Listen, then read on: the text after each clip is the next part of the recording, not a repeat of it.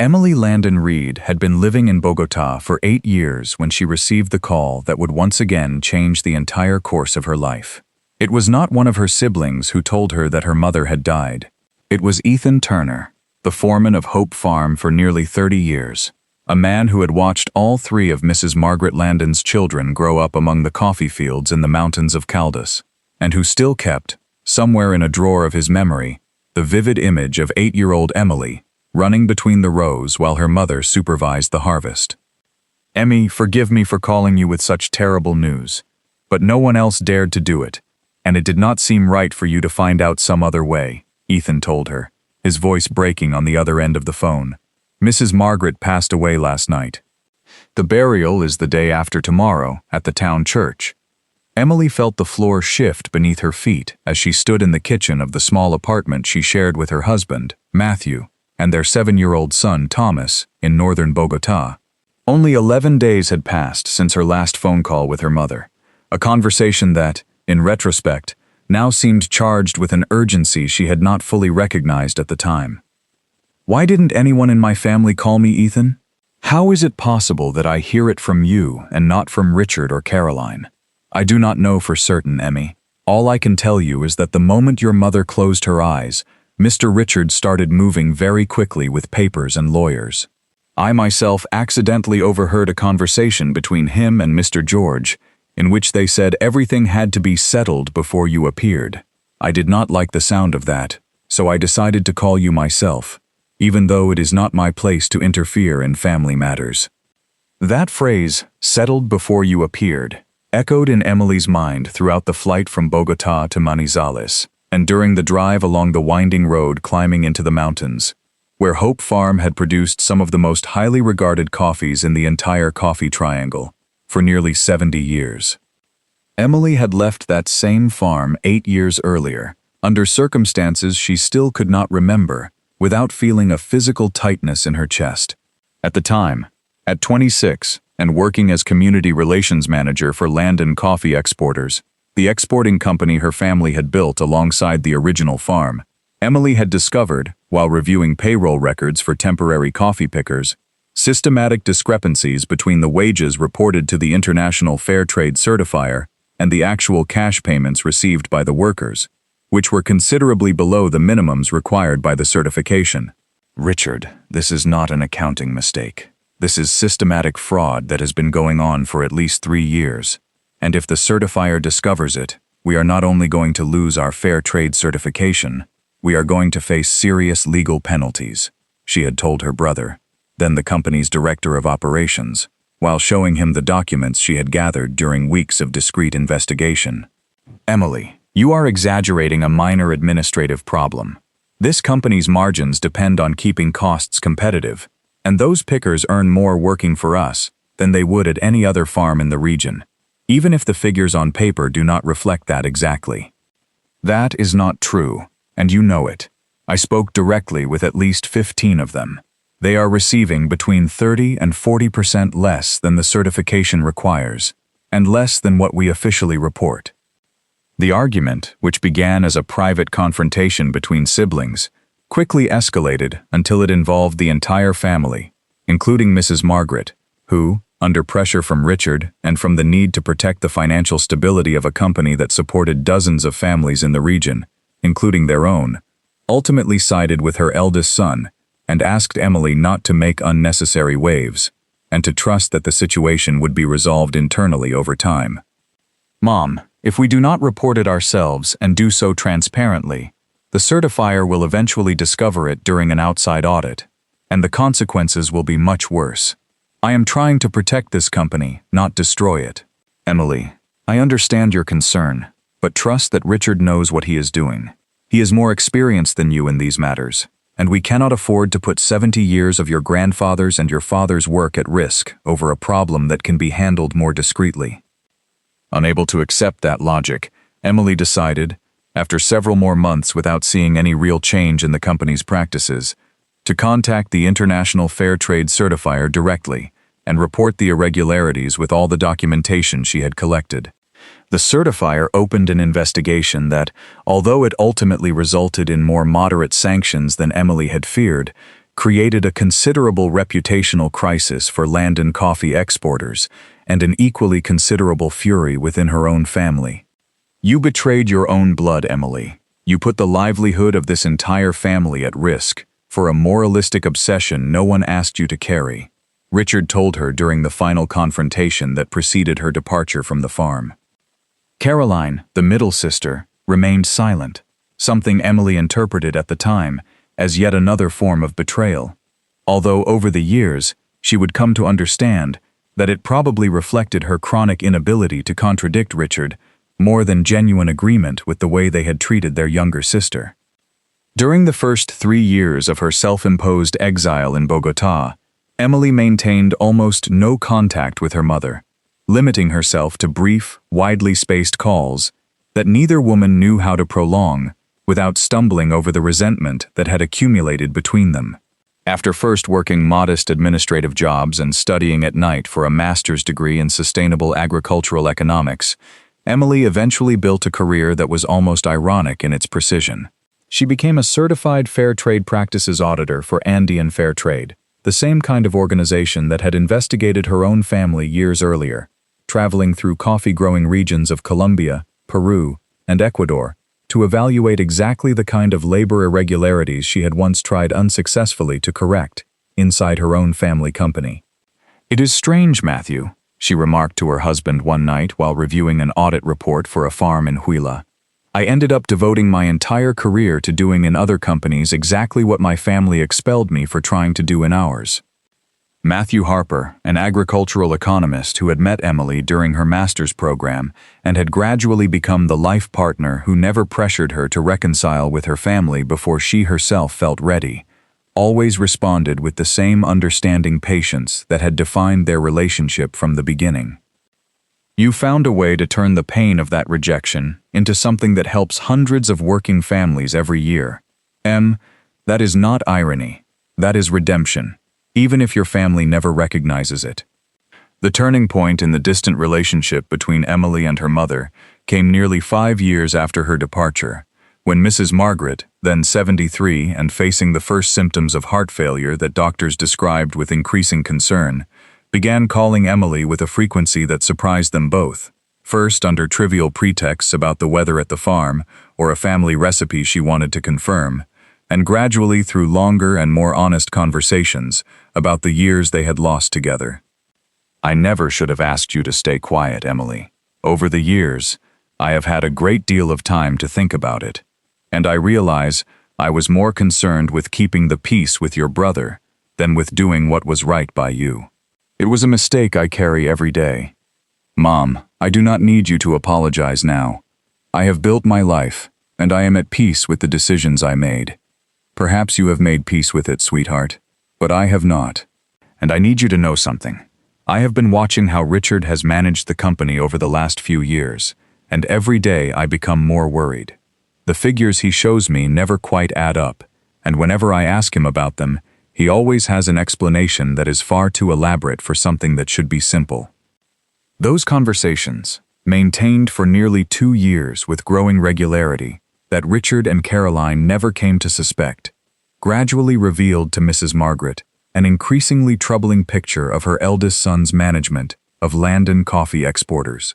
Without his mother's full knowledge, Richard had committed a significant portion of the company's operating capital to a luxury real estate development in Cartagena, a project promoted by a former university classmate that proved considerably less financially sound than Richard had assumed when he invested, generating losses he tried to offset by withdrawing additional funds from the company's operating accounts under accounting descriptions that became increasingly difficult to justify before any serious audit. "Emily, I need your help with something, but for now it has to stay between the two of us," Mrs. Margaret told her during a phone call one Thursday in October, only 4 months before her death. "I want to change my will, and I want to do it with a lawyer who has no connection whatsoever to Richard or George. Do you know anyone trustworthy here in Manizales?" "Why now, Mom? Did something specific happen?" "What happened is that I finally understood, after reviewing some documents I found by accident in your father's study, that Richard has spent nearly 2 years taking money out of the company to cover the losses from that project in Cartagena, money that does not belong to him, and that if I die without properly protecting the future of this business, he will end up sinking it completely, along with the livelihood of every family that depends on it. And I understood something else too, sweetheart. Of my 3 children, the only one who ever demonstrated the character necessary to protect this company and its people was you, 8 years ago, when you chose to do what was right, even though it cost you everything. After discreetly consulting colleagues in her professional network within the coffee industry, Emily recommended attorney Philip Carter to her mother, a Manizales notary, with more than 20 years of experience and no previous connection to the Landon family or to the social circles in which Richard and George usually moved. Traveling alone in her own car to Carter's office on 3 separate occasions over the following months, in order to avoid any suspicion that she was conducting legal business without her other children's knowledge, Mrs. Margaret worked with the notary on carefully drafting a new will that reflected both her desire to protect the family legacy and her belated recognition of the injustice committed against Emily years earlier. Mrs. Landon, before we proceed, I need you to understand fully the implications of what you are signing, Attorney Carter told her during the final meeting in which the document was formalized. This will grant your daughter Emily complete ownership of Hope Farm, including the main house and all productive land, as well as 55% of the controlling shares of Landon Coffee Exporters. Your other 2 children will receive the remaining 45% of the shares, divided equally, along with the urban properties in Manizales and Cartagena that you have specifically chosen to assign to them. I understand perfectly, Counselor, and I want the language of the document to make completely clear that this decision is not intended to punish Richard or Caroline, but to ensure that the person who has demonstrated the character to protect both the business and the people who work in it has the authority necessary to do so. There is something else I would like to suggest, considering what you have told me about the existing family tensions. I strongly recommend that you not keep this document only at the farm, not even in a household safe. We should register a certified copy at my own notary office, which we will already do as part of the standard legal process. But I would also suggest that you personally deliver a second certified copy to someone you trust absolutely, someone completely beyond any possible manipulation by your other children. Mrs. Margaret immediately thought of Rose Ellis, her closest friend since adolescence, the owner of a neighboring farm and Emily's own godmother, a woman whose loyalty to Mrs. Margaret had survived, intact, nearly 60 years of uninterrupted friendship. Rose, I need to ask you a favor that I want you to keep absolutely secret, even from your own family, Mrs. Margaret told her, handing over the sealed envelope containing the certified copy of the new will during a visit to the neighboring farm, only 2 weeks after signing the document with Attorney Carter. If something happens to me, and I honestly suspect, Rose, that Richard might try something dishonest with my previous will after my death, I need you to deliver this envelope directly to Emily, in person, without telling anyone else in my family before she physically has it in her hands. Margaret, you are frightening me. What exactly are you afraid Richard might do?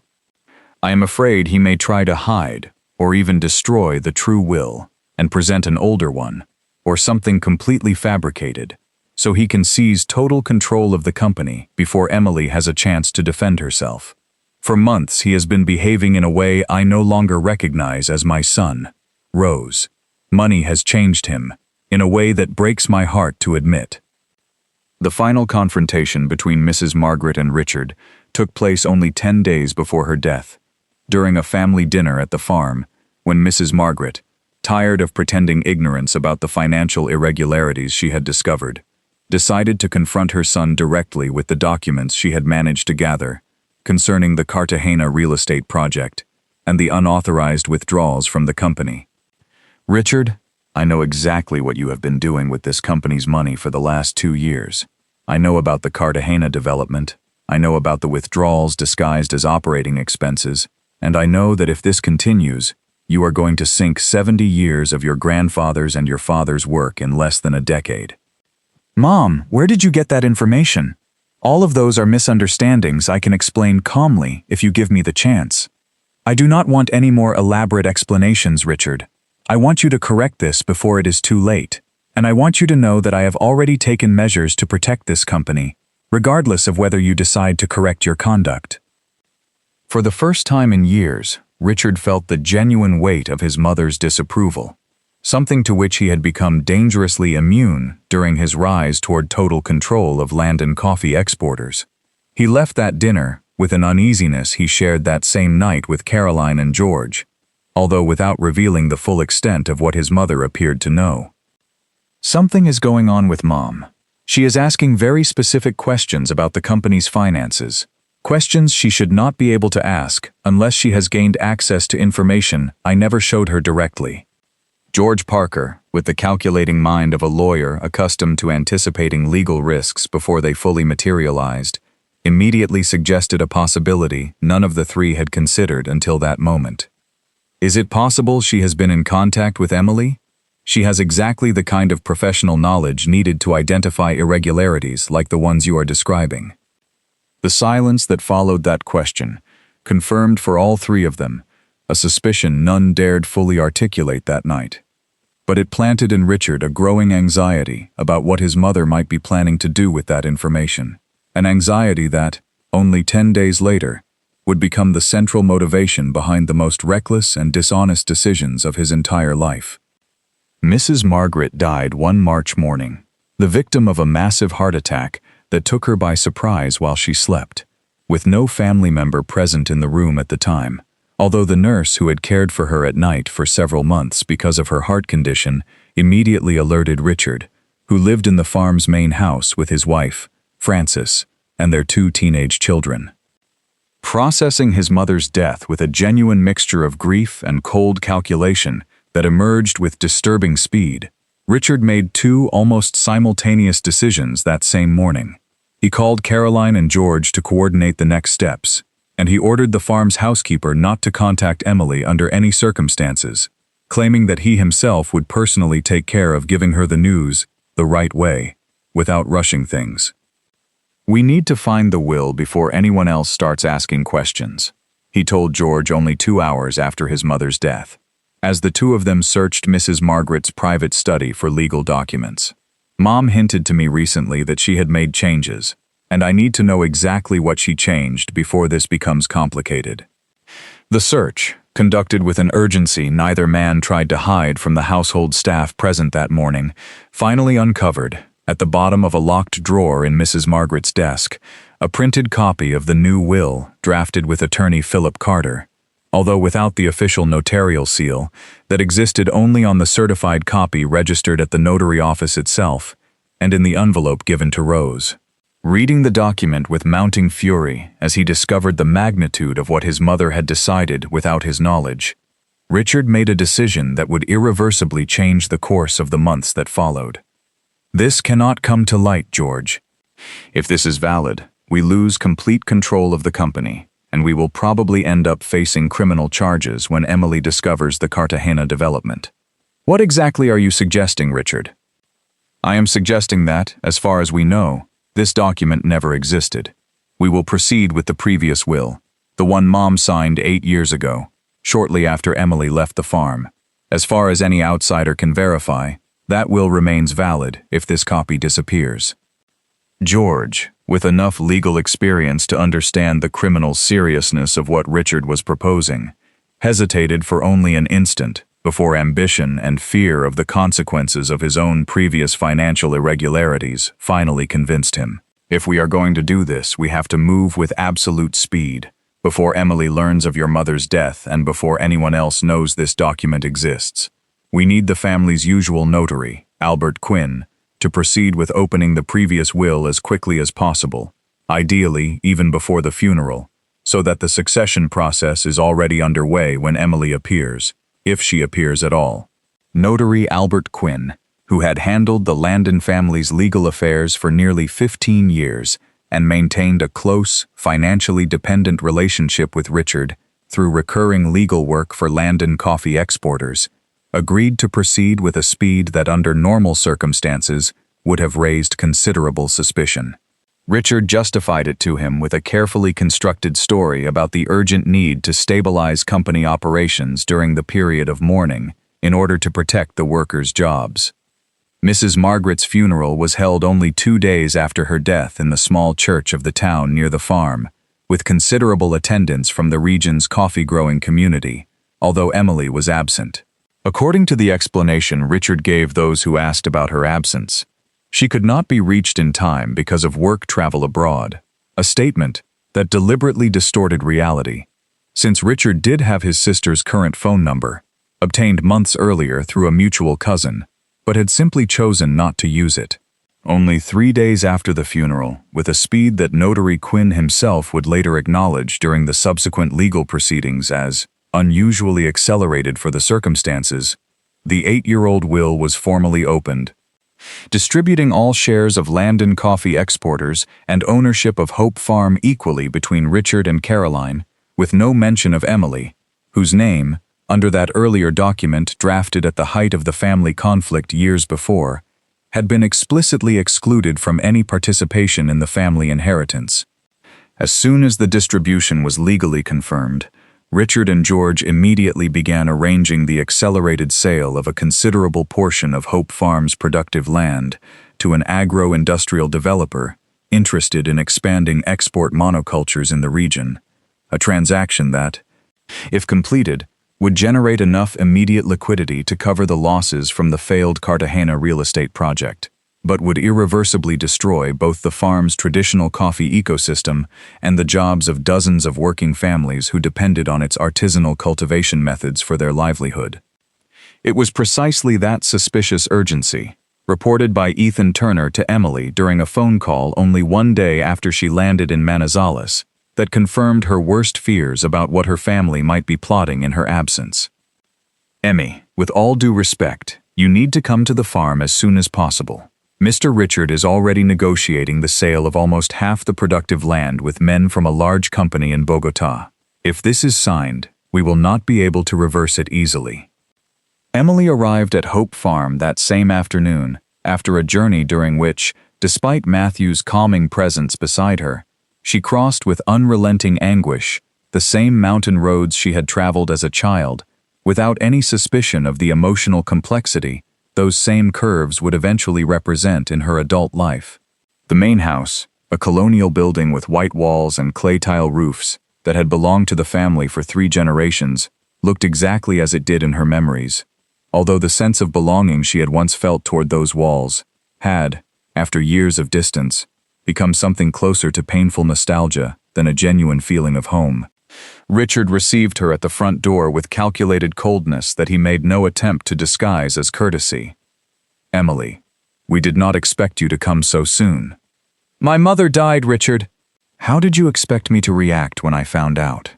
The funeral has already passed. You arrived too late for that, just as you have for almost everything else in this family during the last 8 years. Caroline appeared behind her brother with an expression combining genuine discomfort and a learned loyalty to Richard's decisions that Emily recognized, with a mixture of sadness and frustration, as identical to the behavior that had defined her sister throughout the original crisis 8 years earlier. "Emily, we are very sorry you found out so late. Everything happened very quickly, and with all the chaos surrounding the funeral, it became difficult to locate you. Ethan told me Richard has had my number for months." "Do not give me that excuse, Caroline." The uncomfortable silence that followed confirmed, without any need for further words, that the explanation offered could not withstand serious scrutiny. Deciding not to waste more time confronting them about the delayed notification, while the more urgent matter of the land sale continued moving forward, Emily asked directly about the legal status of the inheritance. "Is it true the will has already been opened and the estate divided?" "Yes," Richard replied, without any visible trace of discomfort. "Mom divided everything equally between Caroline and me. The will is 8 years old, from the same year you decided to leave this family. I want to see that document." With a confidence Emily would later find almost insulting in its calculated transparency, Richard handed her a copy of the old will, the same one Mrs. Margaret had signed at the most painful moment of the family conflict, when Richard's pressure and Emily's own pain had led both women to accept, without full conviction, a rupture that at the time had appeared permanent. "This will excludes me completely," Emily said, reviewing the document with hands she could barely keep steady. "And you expect me simply to accept it without questioning anything, after everything Mom and I discussed during the last 2 years?" "What exactly did Mom and you discuss, Emily?" Richard asked, his tone revealing for the first time since his sister's arrival a genuine uneasiness beneath the facade of control he had maintained until then. Deciding not yet to reveal the partial knowledge she possessed about the financial irregularities and the possible existence of a more recent will, Emily answered with the same professional caution she had developed during years of delicate audits in situations where revealing too much information before obtaining solid evidence could completely compromise an investigation. "We discussed many things, Richard, things you may not know as well as you think you do. I am going to need time to process all of this, and I expect, at the very least, that you will suspend any sale of land until I have had the opportunity to review the legal situation completely." "You have no legal right to demand that we stop anything, Emily. The will is clear, and the sale is already at an advanced stage of negotiation." That night, unable to sleep in the guest room where Caroline had placed her with a courtesy as cold as it was unnecessary considering it was technically the house in which Emily had been born, she decided to walk to the small family cemetery at one end of the farm, where her mother had been buried only days before, in a grave still covered with flowers that had begun to wilt in the damp mountain climate. "Mom, I arrived too late to say goodbye to you, and now I find that Richard and Caroline have already divided everything you built without even considering me part of this family," Emily said, seated on the wet grass beside the headstone, with the distant lights of the main house flickering among the coffee fields. "I know we talked about changing your will. I know you were worried about what Richard was doing with the company. Where is that document, Mom? What happened to everything we planned together?" It was precisely that question, spoken aloud into the darkness of the cemetery without any real expectation of an answer, that suddenly reminded her with perfect clarity of the exact final words her mother had spoken during their last phone call, only 11 days before her death. Words Emily had interpreted at the time as a simple expression of maternal affection, without fully understanding their true strategic weight. "No matter what your siblings say, sweetheart, I have already made sure you are protected, whatever happens. If anything happens to me, find your godmother. She knows exactly what to do." Emily rose from the wet grass with sudden urgency, finally understanding the complete meaning of the words she had unknowingly preserved as the most important key to this entire story. The next morning, without telling anyone in her family where she was going, Emily walked to the neighboring farm where Rose Ellis, now 71 but possessing the same vitality Emily remembered from childhood, received her with an embrace containing both relief and profound grief over the loss of her dearest lifelong friend. "Emmy, thank God you finally came. I have been waiting for this moment with an anguish you cannot imagine, not knowing whether I should go find you myself or wait for you to arrive, just as your mother asked me to. Godmother, my mother told me during our last call to find you, that you knew exactly what to do. What was she talking about?" Without saying another word, Rose walked to her study and returned with a sealed envelope, slightly yellowed by the months that had passed since Mrs. Margaret had given it to her, with Emily's full name handwritten on the front. "Your mother came to this house almost 5 months ago with a concern I had never before seen her express so clearly. She made me promise that if anything happened to her, I would deliver this directly to you, in person, without telling anyone else in your family until you physically had it in your hands. She told me she feared Richard would try to hide or destroy her true will, and she wanted to make certain a copy existed completely beyond his reach." With visibly trembling hands, Emily opened the envelope and found, together with the legal document certified by attorney Philip Carter, a handwritten letter from her mother, written in the increasingly fragile script that had characterized the final months of her life.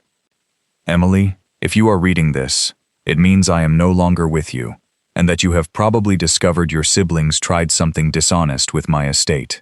Before anything else, I want you to know how deeply I regret the silence I kept 8 years ago, when I allowed fear of losing the family's peace to outweigh doing what was right by you. You were right then, about the workers, the certification, everything. And over the years, I discovered that you were also right about your brother's character, although it took me far too long to admit it openly. This will is not meant to punish Richard or Caroline. It is meant to protect what 70 years of this family's work built, and finally to recognize that the one person with the integrity necessary to protect that legacy into the future was always you. I love you deeply, and I hope you can forgive me for taking so long to tell you, with the clarity you deserved to hear 8 years ago.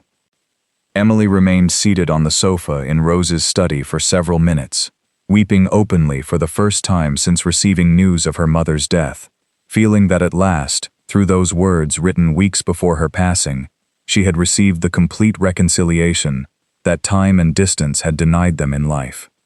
What exactly does the will say, godmother? It leaves you the entire farm, Emily, including the main house and all productive land.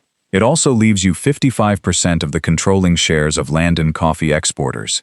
Richard and Caroline receive the remaining shares and certain urban properties, but the real control of everything your family built is placed in your hands.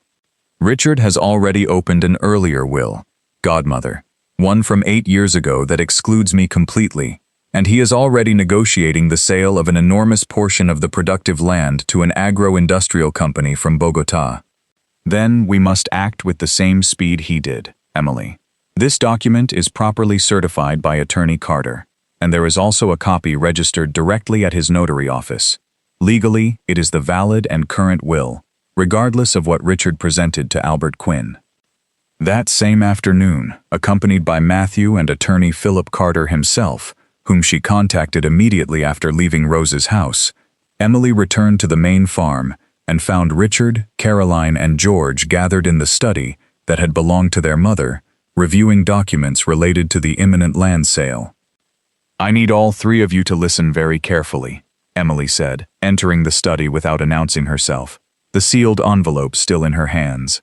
"The will you presented to Notary Quinn is not our mother's current will." "What are you talking about, Emily?" Richard asked, a sudden tension contradicting the confidence he had maintained since her arrival. "I am talking about this," Emily replied, placing the certified document on the desk beside her mother's handwritten letter. A will signed 4 months ago, before Attorney Philip Carter, an independent notary in Manizales, with a certified registration in his own office. A will that leaves Hope Farm and majority control of Landon Coffee Exporters in my hands. Precisely because our mother discovered what you were doing with this company's money, Richard, and decided to protect it before she died.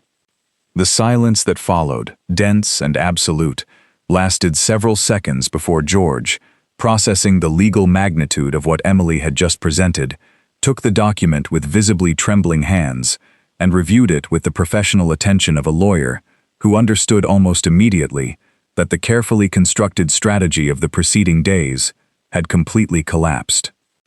"This is impossible," Richard finally said, his voice stripped of all the calculated coldness of the previous days. "This document cannot be valid. We already proceeded legally under the previous will. The previous will stopped being the current will when Mom revoked it 4 months ago. Richard, what you did, deliberately presenting a document you knew had been superseded by a more recent one, without informing the proper authorities of that later document's existence, is not an administrative mistake. It is inheritance fraud, and I am certain Attorney Carter can explain its legal implications to you in much greater detail than I can." Philip Carter, the independent notary Emily had contacted only hours earlier, arrived at the farm that same afternoon to confirm personally, before the assembled family, the document's complete authenticity and the legal process followed in preparing it. "I can confirm, with all necessary supporting documentation, that Mrs. Margaret Landon signed this will at my notary office exactly 4 months ago, in full possession of her mental faculties, without any outside pressure I could detect, and with a clarity of purpose I have rarely encountered in clients of her age, facing decisions of this magnitude, during my 20 years of notarial practice. A certified copy is permanently registered at my office, with a date, seal, and signature fully verifiable by any competent authority that chooses to investigate this case." Understanding that the family's legal position had almost immediately become untenable, George attempted one final defensive strategy by questioning Mrs. Margaret's mental capacity at the time of signing. How can we be certain my mother-in-law was not being manipulated by someone interested in changing the distribution of her estate? At her age, with her heart condition, it is entirely possible her judgment was impaired. Mr. Parker, I personally administered a standard cognitive assessment before proceeding with the signature, precisely because her age and health condition required that additional diligence, Carter replied with the professional patience of someone accustomed to anticipating exactly that kind of challenge. The results, which I can present to any court that reviews this case, confirm cognitive capacity entirely normal for her age, without any indication of deterioration that could compromise her legal judgment.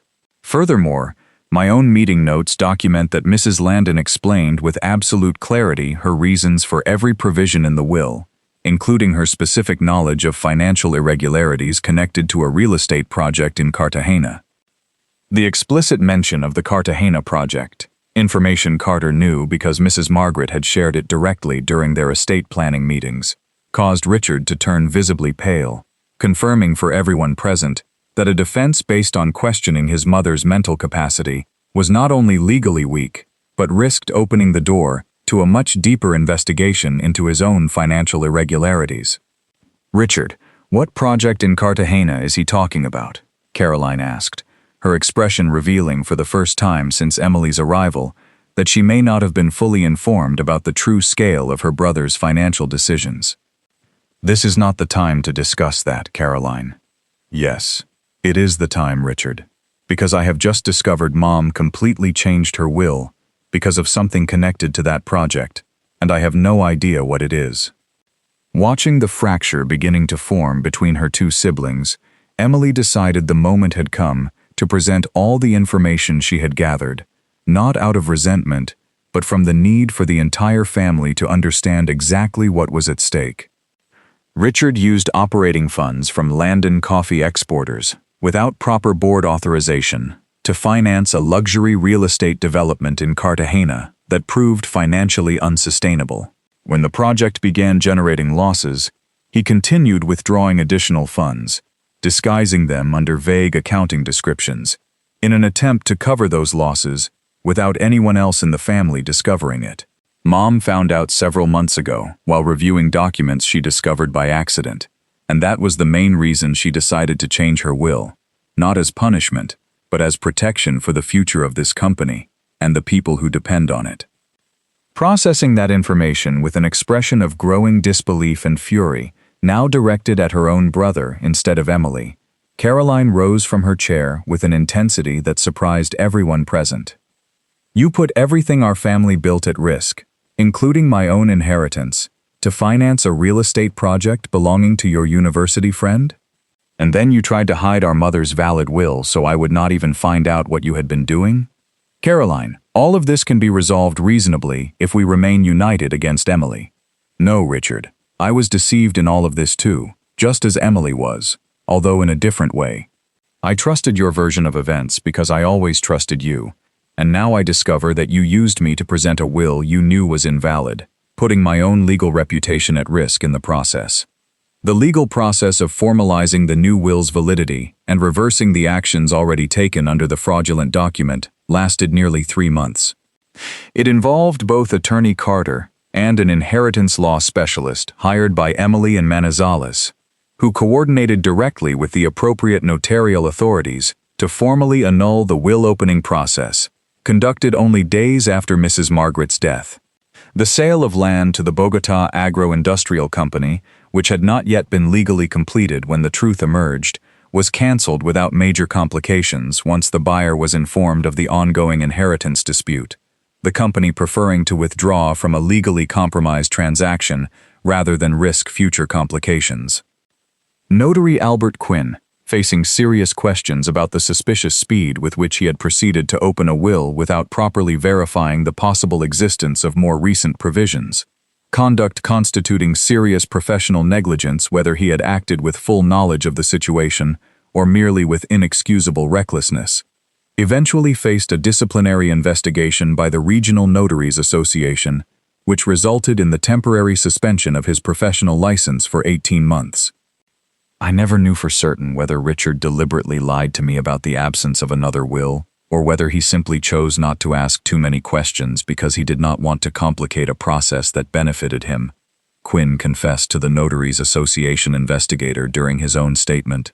In retrospect, I understand that my failure to exercise proper diligence, regardless of Richard's precise intent, contributed significantly to facilitating what ultimately became a documented case of inheritance fraud. Facing the real possibility of criminal fraud charges, especially in light of the documentary evidence showing misuse of corporate funds for the Cartagena project, Richard finally met with Emily, without George or any other lawyer present, in the same study where their mother had reviewed the farm's accounts every morning. "What do you want to do to me, Emily? Legally, you have enough evidence to destroy me completely, to make sure I end up in prison and never have any relationship with this company or this family again. I do not want to destroy you, Richard. Although during the first few days after discovering all of this, I cannot deny that the thought crossed my mind more than once. Mom specifically asked me in her letter not to turn this into an act of revenge, and although I struggled to understand that request fully at first, over time, I realized she was right. Destroying you repairs nothing that broke between us during these 8 years, nor does it truly protect the future of this company or the people who work in it. Then what do you propose? I propose that you repay, from your own personal assets, every dollar you improperly withdrew from the company for the Cartagena project, under a verifiable payment plan directly supervised by Carter and my lawyer.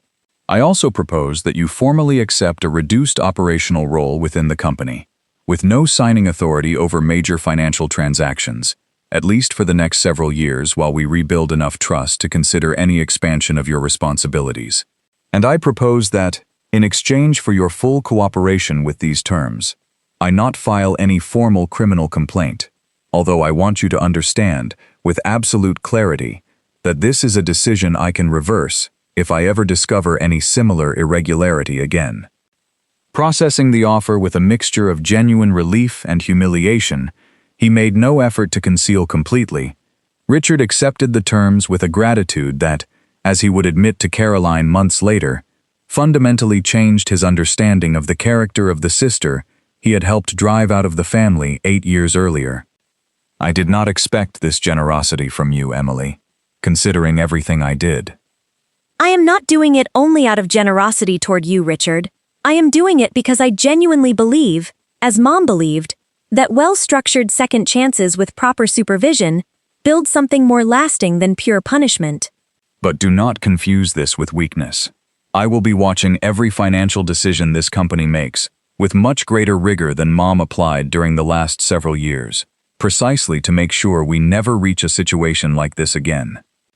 Caroline, who spent the weeks following the revelation processing her own unintentional complicity in the inheritance fraud, sought Emily out several weeks later with an apology that, unlike Richard's pragmatic acceptance, contained a genuine vulnerability Emily had not expected to find in her sister. For 8 years, I chose to believe Richard's version of why you left, because it was easier than questioning the decisions of my older brother and my own mother. I never truly stopped to consider whether you were right about the workers, the certification, everything you reported at the time. I am sorry, Emily. I am deeply sorry I did not have the courage to support you when you truly needed it.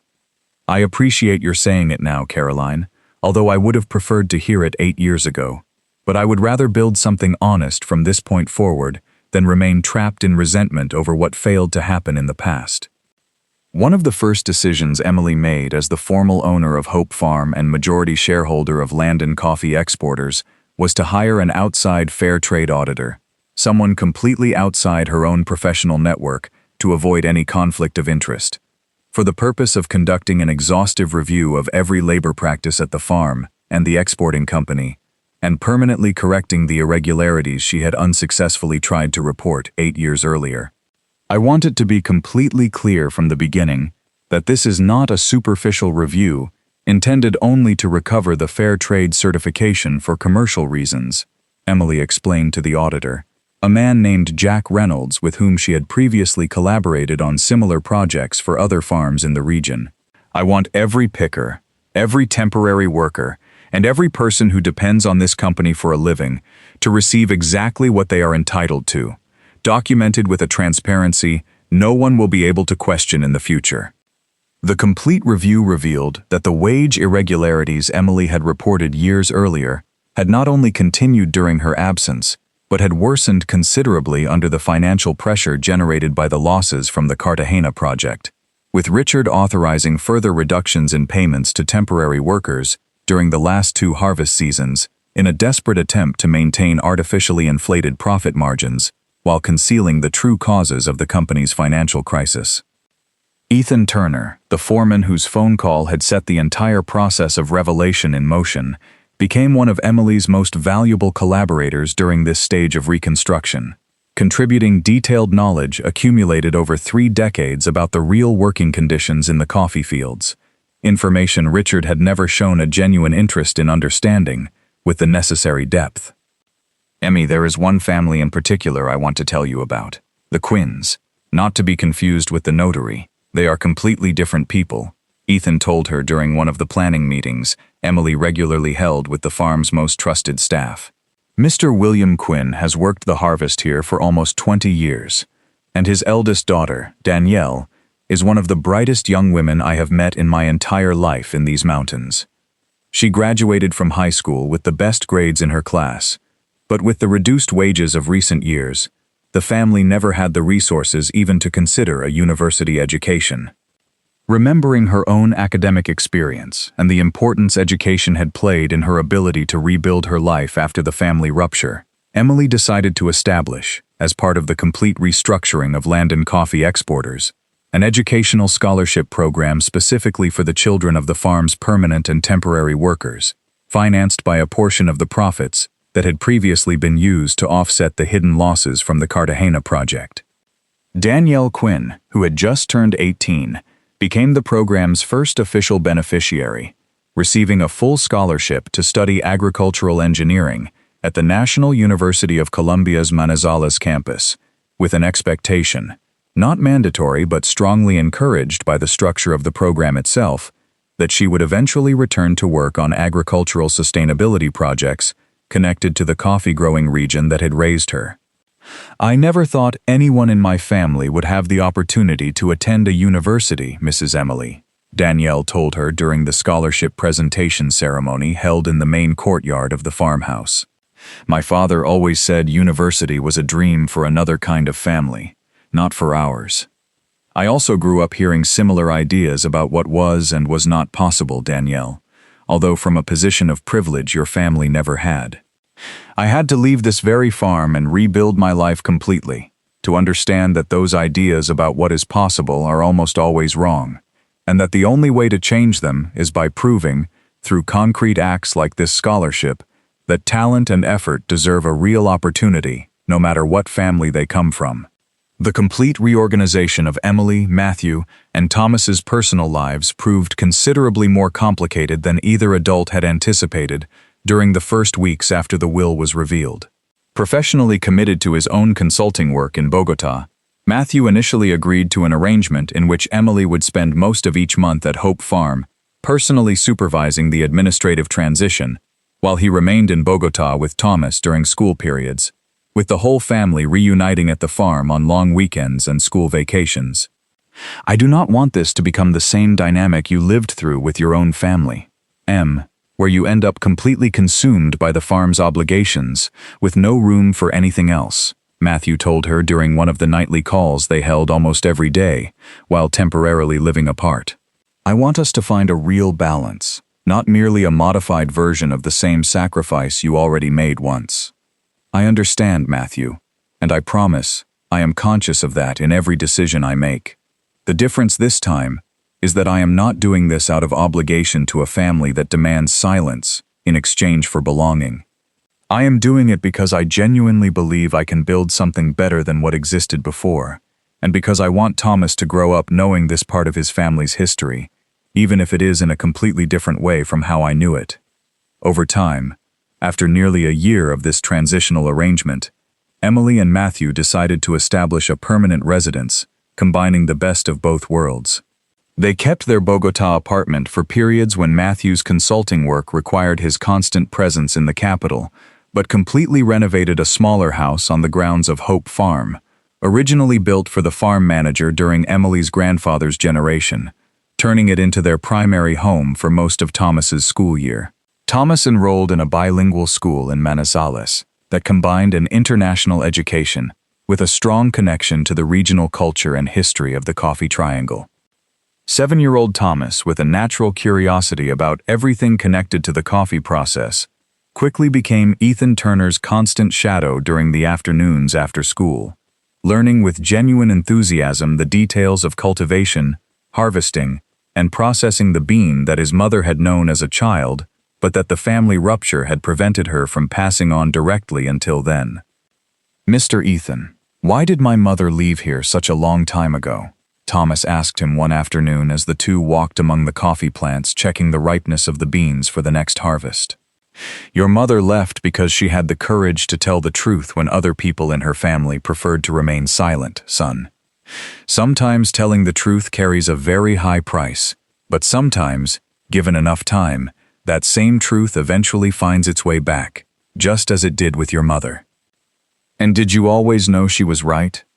"I always knew, Tommy. And that is why, when the time came to decide whether to call her or stay quiet like everyone else, I chose to do what was right, just as she did 8 years ago, even though it cost her so much at the time."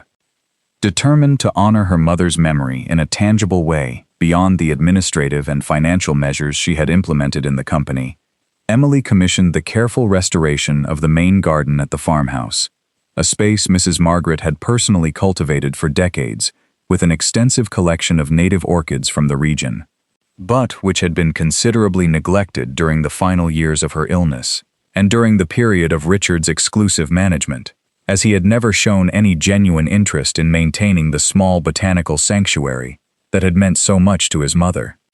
"I want this garden to look exactly as I remember it from my childhood, when Mom spent entire afternoons here talking to every orchid as though they were part of the family," Emily told the specialized gardener she hired specifically for the restoration project. "It is not only about appearance. It is a way to keep her presence alive in this place, for Thomas, for future generations, and honestly, for me as well." 10 months after the complete restructuring of Landon Coffee Exporters' labor practices, a team of auditors from the International Fair Trade Certifier visited Hope Farm to conduct the formal evaluation that would determine whether the company could recover the certification it had partially lost years earlier because of the original irregularities Emily had reported, and which had remained in a precarious and insufficiently audited state during the following years because of Richard's continuing negligence in compliance matters. The evaluation, which included direct and confidential interviews with more than 40 temporary and permanent farm workers, confirmed not only complete compliance with the required wage standards, but also the implementation of additional benefits, considerably exceeding the minimums demanded by the certification. The educational scholarship program, an emergency medical fund for workers and their immediate families, and a profit-sharing plan, granting temporary pickers an additional percentage of the final export price during exceptionally successful harvest seasons. In 20 years of conducting fair trade audits in Colombia's coffee region, I have rarely seen such a complete transformation in such a short period of time, the lead auditor told Emily, during the final meeting, in which full restoration of the certification was formally confirmed, with a rating considerably higher than the farm had held even before the original irregularities. Normally, when we find companies that lost certification because of fraudulent practices, the recovery process takes several years and generally limits itself to the minimum compliance necessary to pass the next evaluation. What you have built here goes considerably beyond that. "I did not build it alone," Emily replied, thinking of Ethan, Danielle Quinn, Rose, Attorney Carter, and the memory of her own mother, whose final decision, made during the last months of a life marked by decades of convenient silence, had made all this reconstruction possible. "I had the help of many people who believed, even during the most difficult moments, that doing things correctly was still worthwhile, no matter how long it took to see the results." The recovery of the certification, combined with Landon Coffee Exporter's growing reputation as a model of ethical management within the Colombian coffee industry, produced a significant increase in international demand for its exports, particularly among European and North American buyers willing to pay premium prices for certified coffee produced under transparent and verifiable labor practices. It completely reversed the financial crisis caused by Richard's earlier decisions without any need to resort to the risky or ethically questionable strategies that had nearly sunk the company years before. Fulfilling the terms agreed upon during his private conversation with Emily, Richard completed full repayment of the funds misappropriated for the Cartagena project within 22 months. Among other personal properties, he sold his stake in the very real estate development that had caused the entire crisis, accepting considerable losses without any public complaint, conscious that the available alternative, given the existing documentary evidence, would have been far more severe. "Did you ever completely forgive me, Emily?" he asked, nearly 2 years after the will was revealed, during one of the regular board meetings they now conducted, with a level of complete financial transparency none of those present could have imagined in previous years. "I believe forgiveness, Richard, is not always a single event that happens at a specific moment. I believe it is built little by little through honest decisions repeated over enough time. I still do not know whether I have reached complete forgiveness in the deepest sense of the word, but I do know that I no longer carry the same weight of resentment I felt 2 years ago, and that I genuinely value the effort you have made during this time to rebuild, at least partially, what broke between us." During the restoration of the orchid garden, the hired gardener found, carefully concealed inside a wooden chest, buried beneath one of the oldest plants in the collection, a second box of Mrs. Margaret's personal keepsakes that no one in the family knew existed. It contained old letters, family photographs from earlier generations, and, to Emily's particular surprise, a personal journal her mother had kept during the final 5 years of her life, with entries documenting, with an honesty Mrs. Margaret had never allowed herself to express directly in family conversations, the full depth of her regret over the way she had handled the crisis that led to Emily's departure. One entry, dated only 6 months before her death, read, "Today I spoke with Emily for almost 2 hours. She told me about her work with Andean Fair Trade, about the farms she has helped correct practices that I once tolerated on my own. Every word she says confirms what I have suspected for years, that she was right from the beginning, and that I, out of fear of losing this family's superficial peace, chose the wrong path. I do not know whether I will ever have the courage to tell her this directly, with the clarity she deserves. I hope, at least, that my future actions can speak more honestly than my words during these last 8 years." Another entry, dated only 2 weeks before her death, after the final confrontation with Richard over the financial irregularities, read, "I confronted Richard today about what I discovered. I do not know whether he truly understands the seriousness of what he has done, or whether he is merely calculating how to minimize the consequences. I am deeply worried about the future of this company, if something happens to me before I finish properly protecting what we have built. I have already spoken with Philip Carter. I have already spoken with Rose. Emily, if you ever read this, I want you to know that every decision I made during these final months was guided by one thought alone, finally doing what I should have done 8 years ago." Reading those entries while seated in the same restored garden where her mother had written them, Emily felt that the incomplete reconciliation she had achieved through the letter and the will acquired, through these additional words, never intended for anyone but Mrs. Margaret herself, an even deeper dimension of mutual understanding. "Matthew, listen to this," she told her husband that night, sharing some of the journal's most significant entries. "All these years, I thought my mother had simply chosen comfort over justice. Now I understand she carried that conflict far more deeply than she ever allowed me to see, and that the final decision she made, although it came late, was genuinely the result of years of honest reflection, not an impulsive decision made only out of fear of Richard's financial irregularities. That does not erase the pain of those 8 years, Em, but it does give your mother's decisions a more human context. Sometimes people need time, far more time than we would consider reasonable, to find the courage to do what is right, especially when doing so requires confronting their most painful mistakes in front of the people they love most. Over the years, the model of ethical management and transparency Emily implemented at Hope Farm and Landon coffee exporters began attracting the attention of other coffee-growing families throughout the Coffee Triangle, several of which faced similar dilemmas involving generational succession and the temptation to sacrifice fair labor practices for short-term profit margins. Working with her former organization, Andean Fair Trade, Emily helped design an advisory program specifically for family farms in the region interested in replicating the model of financial transparency and expanded worker benefits she had implemented in her own company. I never imagined I would end up teaching other coffee-growing families exactly the lessons my own family expelled me for trying to teach them 8 years ago, Emily remarked to Rose during one of her regular visits to the neighboring farm, where the elderly friend, now 74, still enjoyed enviable vitality while tending her own small organic coffee plot. Sometimes I think about how different everything would have been if my mother had had the courage to listen to me from the beginning, instead of needing 8 years and a severe financial crisis to finally understand. Time has its own way of teaching the most important lessons, Emmy, although it almost never does so at the moment we would prefer. What matters in the end is not how long it took to arrive here, but that you finally did, and that you are using such a painful road to build something that will benefit far more people than we could ever have imagined when you were a little girl running among these same coffee fields.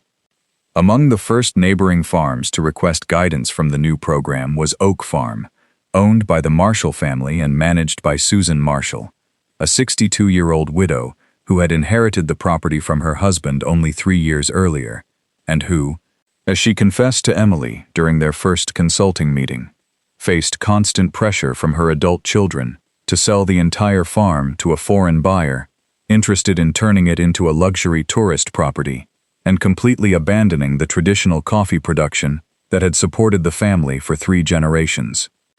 My children say coffee is no longer profitable, that the only way to extract real value from this land is to turn it into something for wealthy tourists who want to take photographs among the coffee plants without any genuine interest in the real work involved in growing quality coffee, Susan told Emily during a tour of Oak Farm's grounds.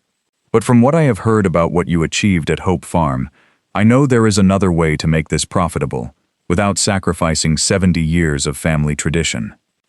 Recognizing clear echoes of her own family history in Susan's situation, although without the specific element of inheritance fraud that had defined her own case, Emily devoted several months of intensive consulting to helping Oak Farm implement a similar model of labor transparency and fair trade certification, supplemented by a responsible agricultural tourism component that, rather than replacing traditional coffee production, complemented it by allowing visitors to participate directly in supervised harvesting and processing activities, generating additional income without compromising the farm's fundamental productive identity.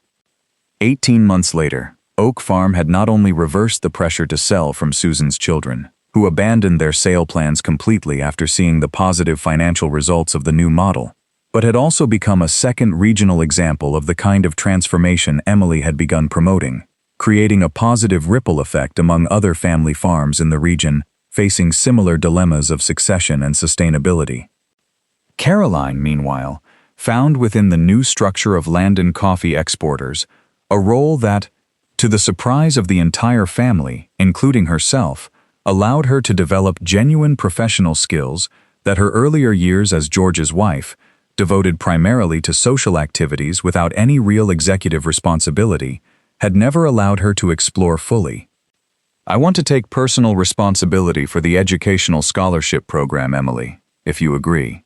Caroline proposed only 1 year after the will was revealed, after formally separating from George, who faced considerable professional consequences for his direct participation in the inheritance fraud, including a temporary suspension of his legal license by the Regional Bar Association. I believe I can contribute something genuine to that project, and honestly, I need to build something of my own that does not depend on the decisions of any man in my life, neither my brother nor my former husband.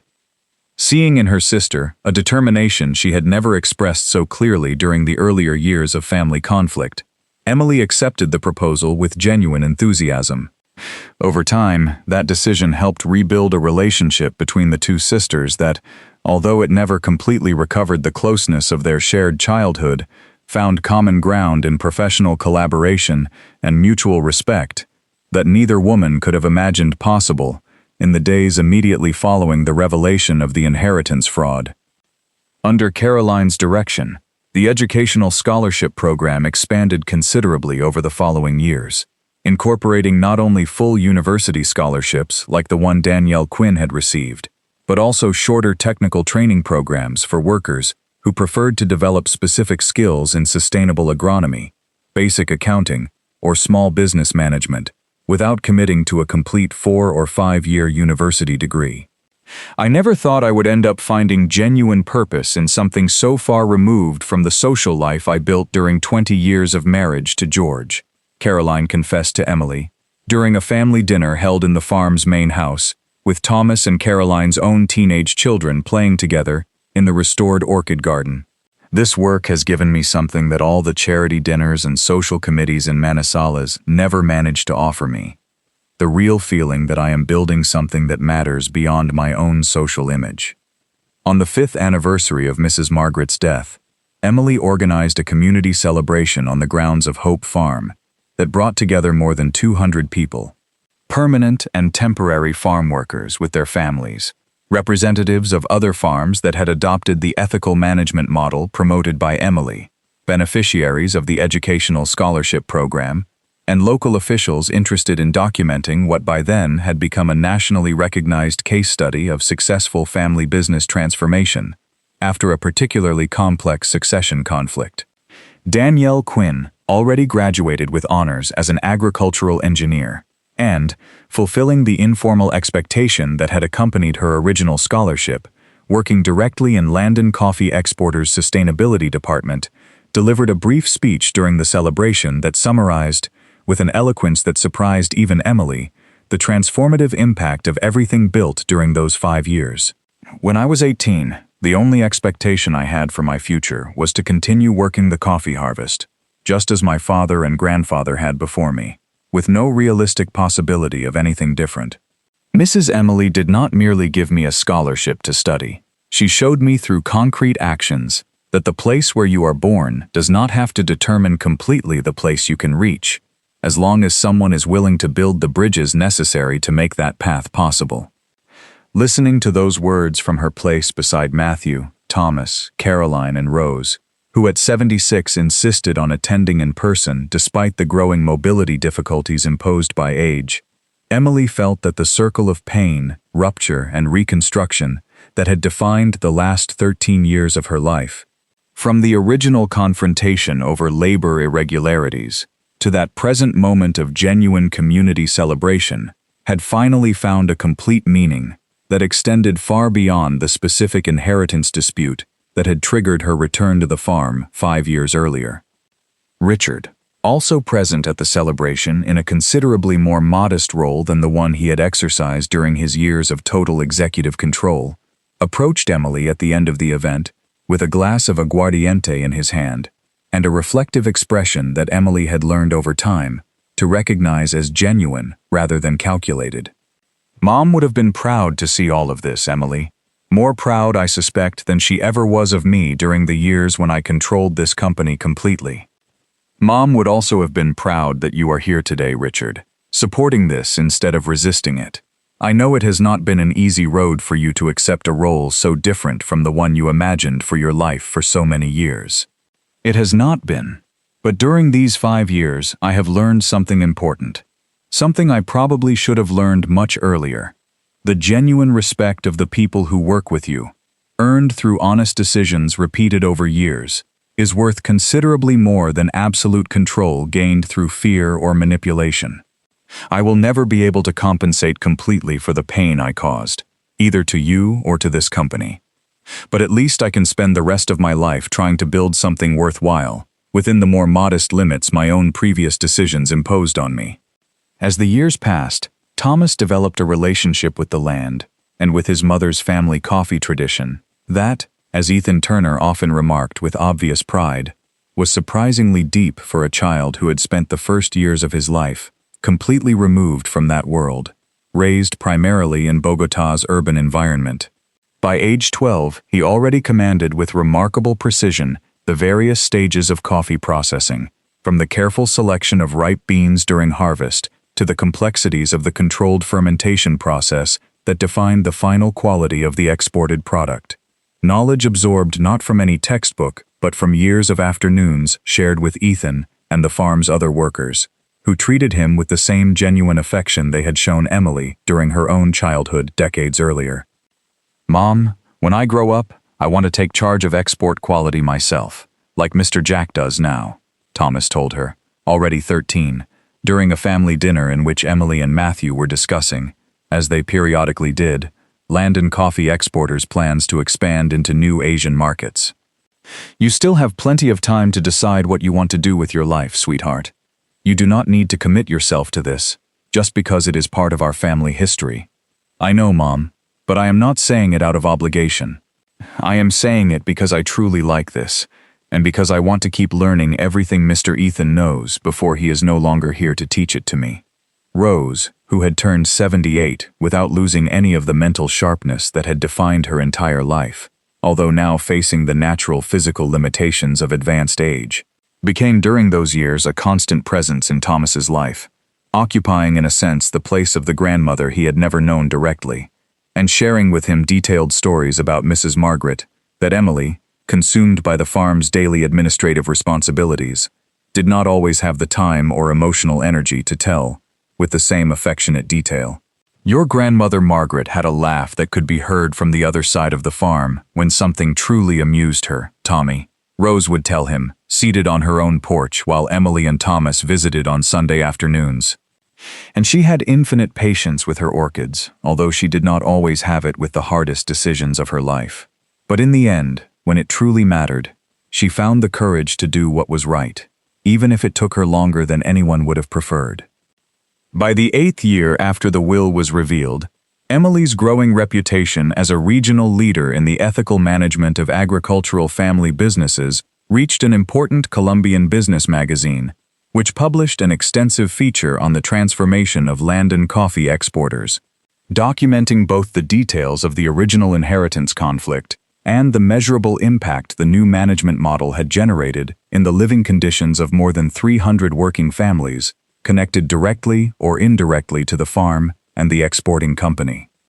"I never sought this kind of public recognition, Matthew," Emily remarked to her husband after reading the article's final draft before publication. "Everything I did because it seemed right, not because I expected a business magazine to tell the story one day. That is precisely why it is a story worth telling, Em. Because it demonstrates that doing the right thing, even if it appears less profitable in the short term than the more aggressive decisions Richard made, ultimately generates results that are considerably more sustainable and valuable over the long term, both for the company and for the people who depend on it." Widely shared in business and academic circles throughout Colombia, the article generated frequent invitations for Emily to share her experience at conferences on family corporate governance, financial transparency, and fair trade in the coffee industry. Over time, it contributed to a gradual change in conversations about business succession within a sector historically resistant to changing traditional practices, even when those practices perpetuated labor exploitation that the Colombian coffee industry itself had spent decades trying to overcome, in response to growing demands from international consumers, increasingly informed about real production conditions. Rose Ellis died peacefully, surrounded by her own family, and with Emily present during her final hours, only 2 months after turning 80, with the same serenity that had characterized her entire adult life. Seated beside the bed of the woman who, during the most critical moments of this entire story, had been the silent guardian of the truth that ultimately allowed her to reclaim her rightful place within her own family, Emily felt she was losing not only the godmother of her childhood, but also the last direct connection she had to the generation of women, including her own mother, who had each faced, in her own way, the complexities of building a dignified life within the coffee-growing mountains of Caldas.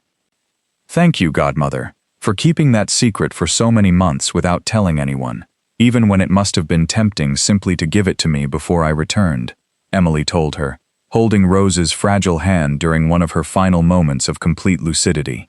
Without that absolute loyalty to my mother, nothing we built afterward would have been possible.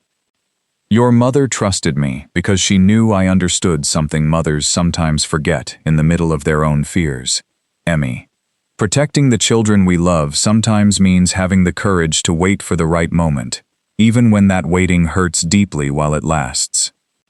At Rose's funeral, held in the same small-town church where Mrs. Margaret had been laid to rest years earlier, Emily delivered remarks that publicly recognized, for the first time, the decisive role her godmother had played in the entire story of reconciliation and transformation that had defined the previous decade of her life. Rose Ellis was not only my godmother, she was the person who made it possible for my mother's genuine final wishes to be fulfilled, preserving a secret that could have completely changed the destiny of my family, with a patience and discretion few people would be capable of maintaining for entire months without yielding to the temptation to intervene too soon. Together with this entire community that now benefits from the decisions her loyalty made possible, I owe her a gratitude no words could ever fully express. Seeking a tangible way to honor Rose's memory, Emily decided to name the newest wing of the technical training center that Landon Coffee Exporters had built for Caroline's educational program after her godmother, placing beside the entrance a simple plaque that read, "In memory of Rose Ellis, whose silent loyalty proved that keeping a promise, even when doing so is painful, can completely change the destiny of an entire family." During the months following Rose's death, Emily found, while once again reviewing her mother's personal journal discovered years earlier in the orchid garden, a final entry she had not read carefully enough during her first review, written only 3 days before Mrs. Margaret's death, and which, after everything that had happened, took on considerably deeper meaning. I spoke with Rose today about what I plan to do if something happens to me before I can resolve this directly with Emily. I am deeply worried that Richard may try something dishonest, but I also find a certain peace in knowing that, no matter what happens, the truth will eventually find its way back to my daughter. Sometimes I think the most important decisions of our lives are not measured by their perfection at the moment we make them, but by the honesty with which we finally correct them, even if that correction comes considerably later than we would have preferred. I hope with all my heart that Emily will one day understand that I never stopped loving her, even during the quietest years of our distance. 15 years after the afternoon, Emily returned to Hope Farm with the sealed envelope Rose had given her. Landon Coffee Exporters had established itself as one of the most respected certified coffee exporters in the entire Coffee Triangle, with direct commercial relationships with specialty roasters in Europe, the United States, and Japan, willing to pay prices considerably above the market average for the specific combination of exceptional bean quality and completely transparent labor practices the company had managed to sustain consistently for more than a decade. Thomas, now 22 and newly graduated as an agricultural engineer from the same university Danielle Quinn had attended years earlier, returned to the farm after completing a 6-month international internship at a coffee cooperative in Costa Rica. Bringing concrete ideas about incorporating precision agriculture technologies that could further optimize the environmental sustainability of the family crops without compromising the traditional artisanal methods that defined the particular identity of the coffee produced at Hope Farm. "Mom, I am not coming to ask you to hand me control of anything yet," Thomas clarified during the first serious conversation they held about his professional future within the family company. "I am coming to learn, just as you had to learn 15 years ago, although in a much more painful way than I hope to experience. I want to earn any future responsibility through real work, not through the simple accident of having been born into this family." Listening to those words with pride she could barely contain, Emily recognized in her son's attitude a direct echo of the values her own mother had tried, with considerable delay but with genuine final sincerity, to pass on to her during the last months of her life. Your grandmother Margaret would have been deeply proud to hear you say that, Thomas. And honestly, so am I.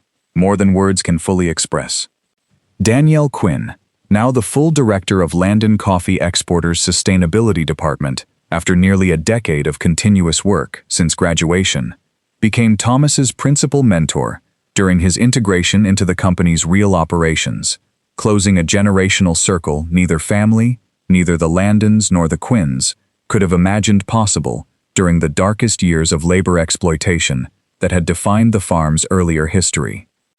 It is strange to think, Thomas, that 23 years ago, when your mother first reported the irregularities in workers' wages, my own family was one of those directly suffering under those unjust conditions, Danielle remarked during one of their first joint work sessions reviewing the current certification protocols. And now here we are, you and I, working together to make sure that history is never repeated, neither on this farm nor on any of the associated farms that have adopted our model throughout all these years.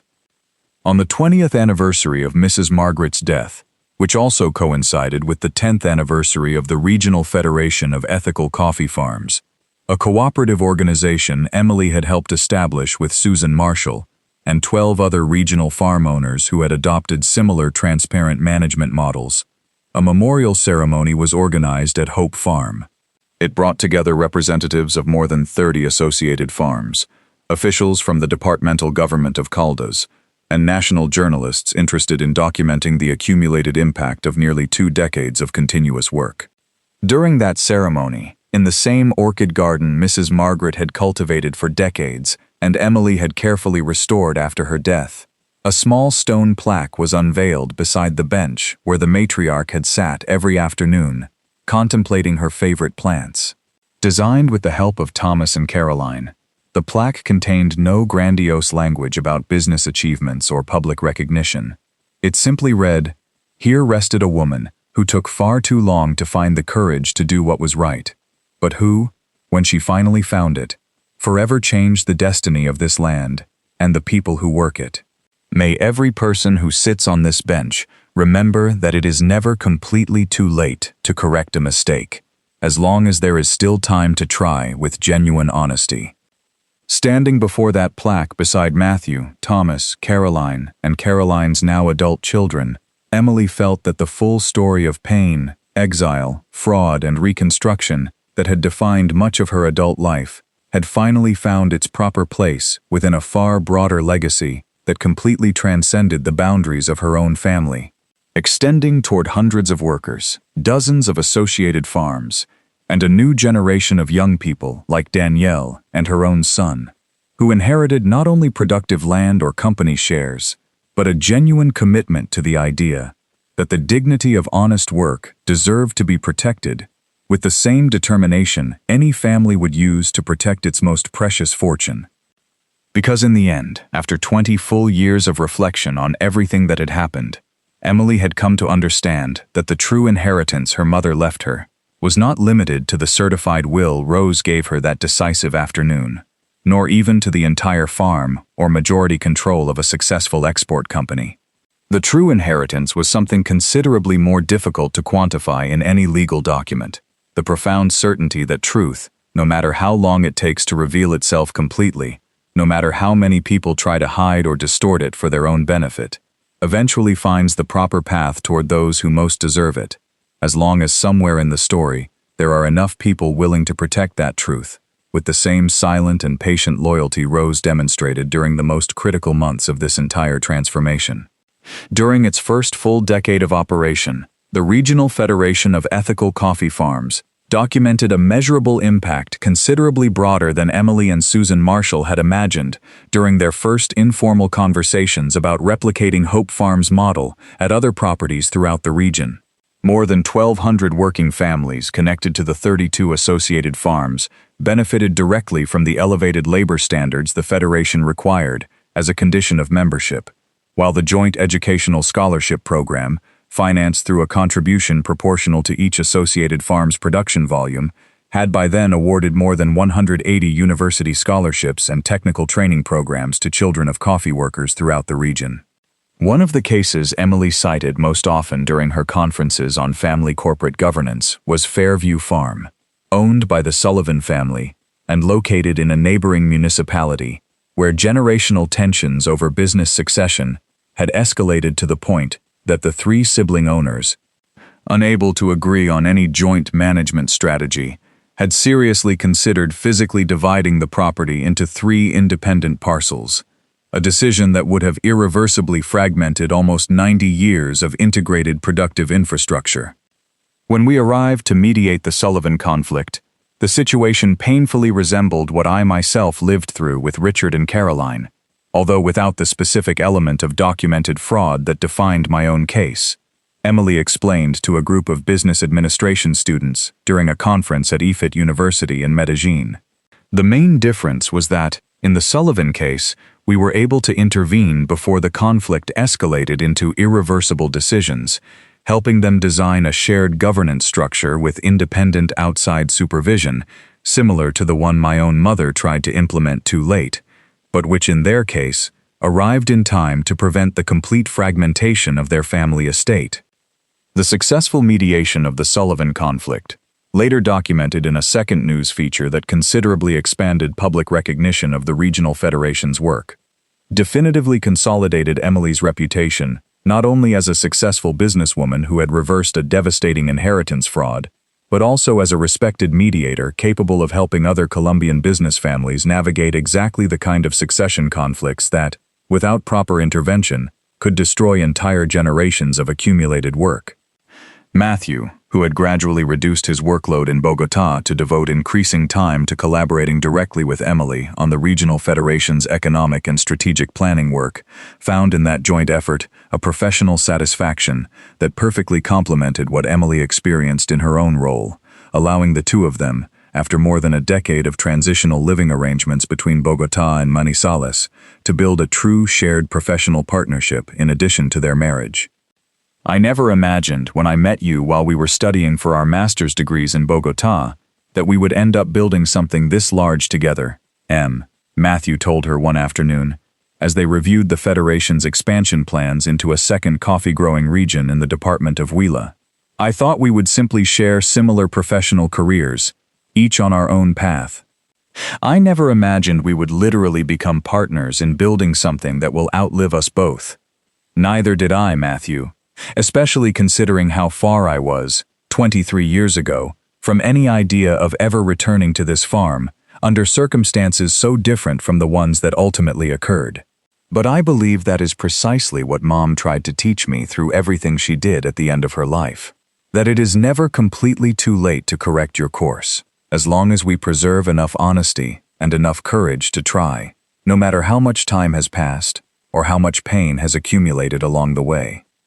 One Sunday afternoon, several years after the memorial ceremony at which the Orchid Garden plaque was unveiled, Emily found herself sitting alone on that same stone bench, the afternoon sun illuminating the coffee-covered mountains stretching toward the horizon beyond Hope Farm's boundaries, while Thomas, now fully integrated into Land and Coffee Exporters' daily operations, personally supervised the bean selection process for the season's most important export shipment.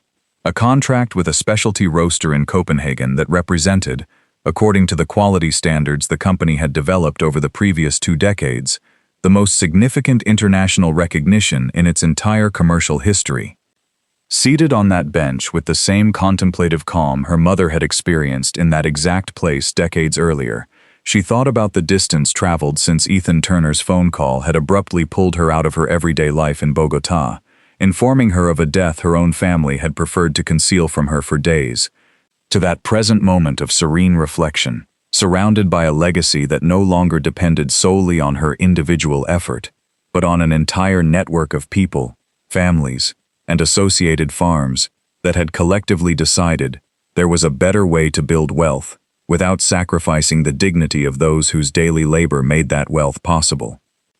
She also thought about Richard, who had died only 2 years earlier from a sudden heart attack, similar to the one that had taken his own mother's life, and about how, during his final years, he had found, within the more modest limits imposed by his previous decisions, a version of peace with himself Emily could never have imagined possible during the most tense months of the original confrontation over the fraudulent will. At his funeral, attended with considerably more warmth than Emily would have predicted years earlier, several farm workers approached to share genuinely affectionate memories of Richard's final years, describing a man who, although he never fully recovered the executive authority of his years of absolute control, had found within his reduced but genuine role in the company a way to contribute honestly that had gradually restored something resembling the respect he had lost during the years of his most excessive ambition. Finally, she thought of her own mother, the woman who had taken 8 entire years to find enough courage to correct the most painful mistake of her life, but who, once she finally found it, acted with a determination and strategic intelligence that protected, beyond any reasonable expectation, the complete future of a family, a company, and an entire community of coffee workers who now, generation after generation, benefited from a decision made during the final months of a life marked by decades of convenient silence, finally broken by honesty. The sun began to descend behind the mountains, while Emily remained seated on that bench, feeling with a clarity that no longer hurt, as it had during the first years after the will was revealed, that all the complexity of that story, the original fraud, the 8-year exile, the painful return, the decisive revelation, and the patient reconstruction of nearly 2 full decades, had finally resolved into something that completely transcended any specific legal document: land that continued producing exceptional quality coffee under fair conditions for those who worked it. A family that had learned, though in the most painful way possible, to rebuild destroyed trust through decades of repeated honest decisions. And a new generation, represented by Thomas, Danielle, and dozens of other young people supported by the scholarship program, inheriting not only productive property, but the profound certainty that dignity and honesty, sustained with enough patience over the necessary span of time, always ended up building something considerably more lasting than any fraud or any shortcut taken in their absence. Caroline, who after nearly 15 years of directing Landon Coffee Exporters' educational scholarship program with complete dedication, had decided to retire gradually from her direct executive responsibilities in order to spend more time with her own grandchildren, frequently visited Emily during those quiet Sunday afternoons, finding in the sister she had once helped exclude from the family, by failing to question Richard's decisions sufficiently, one of the most meaningful and honest relationships of her entire adult life. Do you ever think, Emily, about how different everything would have been if I had had the courage to support you from the beginning, so many years ago, instead of waiting until the inheritance fraud practically forced me to choose a side? Caroline asked, sitting beside her on the same stone bench during one of those Sunday visits that had become a lasting tradition between the sisters. I think about it occasionally, Caroline, but over time, I have learned that constantly questioning the roads we did not take consumes energy that is much better used actively building the road we finally did decide to take together, even if it arrived later than either of us would have preferred. What matters in the end is not how long it took us to find one another again as genuine sisters, but that we truly did, and that we continue building something together with every passing day. During the final years of her life, Rose used to say that time had its own way of teaching the most important lessons, although it almost never did so at the moment anyone would have preferred. Contemplating the coffee-covered mountains stretching beyond the boundaries of the farm her mother had left her, Emily finally understood, with a certainty requiring no further proof, that this lesson, repeated throughout 20 full years of patient reconstruction, had become the deepest truth governing her entire adult life. It is never completely too late to correct a mistake, as long as enough honesty, enough patience, and enough genuine love remain to keep trying until the end. Attorney Philip Carter, already retired from active notarial practice after nearly 35 years of professional service, had accepted, only 1 year before that afternoon of reflection in the orchid garden, an invitation from Emily to serve as honorary advisor to the legal committee of the Regional Federation of Ethical Coffee Farms, offering his accumulated experience to help other coffee-growing families structure wills and trusts that properly protected both their property interests and the ethical continuity of their productive operations. When Mrs. Margaret first came to my office more than 20 years ago, I never imagined that this single case would ultimately influence the way dozens of other families in this region protected their own legacies, Carter remarked to Emily during one of the legal committee meetings held in the main house at Hope Farm. Your mother possessed a clarity of purpose I rarely encounter, even now, in clients facing similar family succession decisions. She knew exactly what she wanted to protect and was willing to assume considerable risks, including the risk that her plan would fail completely if you did not return in time, or if Richard managed to complete the fraud before the truth came to light. Sometimes I think, counselor, about how close we came to that plan failing completely. If Ethan had not decided to call me that morning, risking his own job by disobeying Richard's explicit instructions, I would probably have arrived too late, after the land sale had been completed, and after any possibility of reversing the fraud had become considerably more complicated. Genuine loyalty, Mrs. Emily, has a curious way of appearing precisely at the moments when it is needed most, although we can never predict with certainty exactly where it will come from. Your mother trusted Rose. Ethan trusted his own moral judgment over his employer's direct orders, and despite 8 years of accumulated pain, you trusted enough in the possibility that truth still mattered to return to this farm, instead of simply accepting the exclusion presented to you as a finished fact. Ethan Turner, now 75 but still insisting on remaining active and personally supervising the farm's most delicate harvests, despite Emily's affectionate pleas that he finally accept retirement with the generous lifetime pension guaranteed by the company, joined the conversation while crossing the garden carrying a small sample of freshly processed beans he wanted to show Thomas for quality evaluation before the shipment to Copenhagen. I never regretted that call, although at the time I was terribly afraid of the consequences I might face if Mr. Richard discovered what I had done, Ethan said, pausing briefly beside the bench where Emily and Carter continued their conversation. Sometimes a person has to choose between immediate security and doing what they know deep in their heart is right. I chose the second, just as you did 23 years ago when you decided to report what was happening with the wages, even though it cost you everything you knew at the time.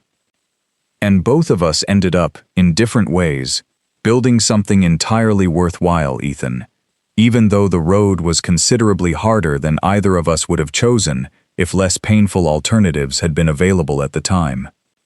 The export contract with the Copenhagen roaster, finally confirmed that same week, after months of careful negotiations over quality standards and complete traceability throughout the production chain, represented not only a significant commercial achievement for land and coffee exporters, but also further international validation of the entire ethical management model Emily had built over the previous 2 decades, a model that, as the Danish buyer himself confirmed during the final signing of the agreement, represented exactly the kind of transparency and genuine commitment to labor dignity that the most demanding European consumers were increasingly seeking in their specialty coffee purchasing decisions.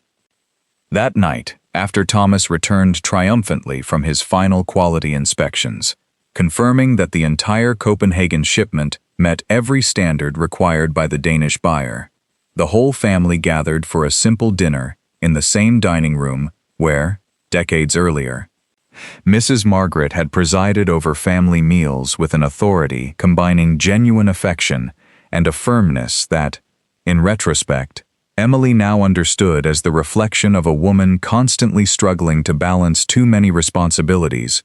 Without the proper support structure, Emily herself had eventually managed to build for both herself and her own family.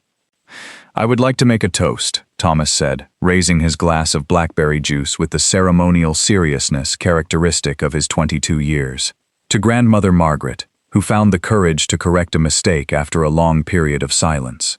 To Rose, who kept her promise with a loyalty that still amazes me every time I think about it. To my mother, who had the courage to return to a place that had caused her so much pain, and who, through that painful return, built something that now benefits thousands of people throughout this region, and to all of us, who continue learning every day that dignity and honesty, although they sometimes take years to triumph completely, always end up finding their proper path. raising her own glass beside Matthew, Caroline, and Caroline's grandchildren, who already regarded Hope Farm as a natural extension of their own family home. Emily felt that her son's words captured, with a clarity she herself could not have articulated so precisely, the complete meaning of everything she had lived through since Ethan Turner's phone call had forever changed the entire course of her adult life. To your grandmother, Thomas, and to all those who, like her, finally find the courage to do what is right, no matter how much time has passed or how much pain remains along the road that led them there. That night and every night that followed, the coffee-growing mountains of Caldas continued silently sustaining the eternal cycle of planting, harvesting, and renewal that had defined the life of that land for entire generations, now under the care of a woman who had returned, against every expectation of those who tried to exclude her completely from her own family story. With the correct document in her hands, and the determination necessary to build, upon the ashes of a nearly completed fraud, something considerably more just and lasting than any fortune inherited, without the same ethical commitment her mother had finally chosen to honor, before it became completely too late to do so. Over the years, the story of Hope Farm and the decisive revelation of the original will became a constant reference within the training programs the regional federation itself offered to new generations of agricultural administrators interested in more transparent models of family management. Never seeking to become a public figure beyond what was strictly necessary for the Federation's growth, Emily eventually agreed to write a short best practices manual, distributed free among the associated farms, in which she documented, in simple and direct language, the most important lessons she had learned during 2 full decades of Reconstruction. The importance of financial transparency, verifiable by independent third parties. The need to protect any significant testamentary decision with robust notarial documentation and witnesses completely separate from the family interests involved. And perhaps most important of all, the certainty that no short-term financial shortcut, no matter how attractive it appeared at the moment it was taken, could ever compensate for the accumulated damage of sacrificing the dignity of the people whose daily work on the land made any agricultural business possible. If someone had told me 23 years ago, while I was packing my few belongings to leave this farm feeling that I had lost absolutely everything, that one day I would be writing a best practices business manual based precisely on that experience, I probably would not have believed a single word. Emily confessed to a journalist interviewing her for a regional documentary about sustainable business transformation in Colombia's coffee industry. But that is exactly how life sometimes works. The moments we experience as the absolute end of everything we know turn out, with enough perspective and time, to be only the painful but necessary beginning of something considerably more meaningful than anything we could ever have built without first passing through that complete darkness. Every morning, when the sun began to illuminate the coffee fields of Hope Farm, Emily walked, just as her mother had done for decades before her, to the restored orchid garden, pausing briefly beside the stone plaque honoring Mrs. Margaret's memory, before continuing toward the administrative offices, where she began each day reviewing, with Thomas and Danielle, the quality reports and labor welfare indicators that had, over the years, become the true measure of success her family had chosen to pursue. It was not a life without complications or constant challenges, because no agricultural company, regardless of how ethical its management, was exempt from climate fluctuations, volatile international prices, or the inevitable tensions arising from the effort to balance sustainable profitability with genuine labor justice. But it was, without any doubt, a life built upon considerably more honest foundations than those that had defined the first years of Richard's management.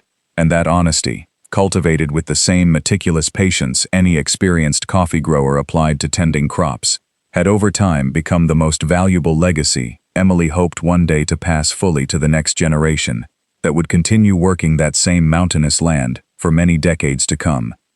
And so, amid the constant aroma of freshly processed coffee and the distant murmur of workers talking between the rows during harvest season, the complete story of Hope Farm continued being written each day, no longer as a tale marked by exclusion, fraud, and the family rupture that had defined its most painful chapter, but as living testimony, that truth, sustained with enough patience and protected by enough genuine loyalty, always found, sooner or later, the proper path toward those who finally deserved to know it completely.